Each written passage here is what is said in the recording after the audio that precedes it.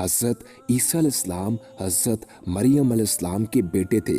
इनकी पैदाइश अल्लाह का मौजज़ा है। इन्होंने पालने में ही अपनी वालदा बीबी मरियम की पाक दामनी की गवाही दी थी।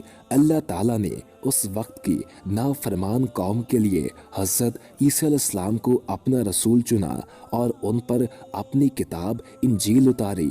हज़रत ईसा अलैहिस्सलाम को अल्लाह ने कई मौजज़े भी अता किए। वो मिट्टी का परिंदा बना के उछालते तो अल्लाह के हुक्म से हवा में उड़ता। वो मरीजों और अंधों को अल्लाह के हुक्म से ठीक कर देते थे। हज़रत ईसा अलैहिस्सलाम अपनी तालीमात में सच्चाई, इंसाफ और रहम की तलकीन करते।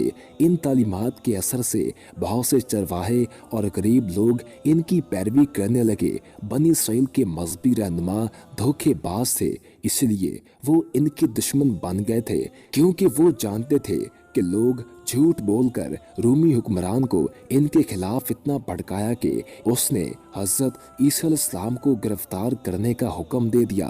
हज़रत ईसा अलैहिस्सलाम को भी इस साजिश का पता चल गया था और यूं वो एक खुफिया मकान में चले गए। एक गद्दार ने चंद सिक्कों के लालच में हज़रत ईसा अलैहिस्सलाम के मकान की मुखबरी दुश्मनों से कर दी।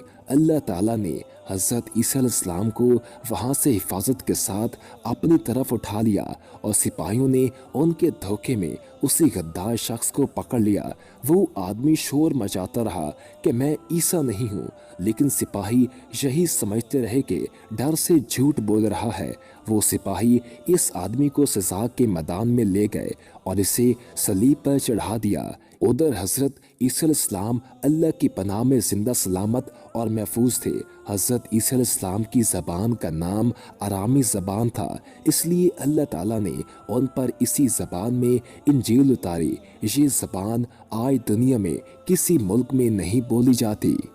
वीडियो पसंद आने की सूरत में वीडियो को लाइक कर दें और हमारे चैनल को सब्सक्राइब कर दें और साथ ही बेल के आइकन को प्रेस कर दें ताकि नई आने वाली हर वीडियो आपको मिलती रहा करे।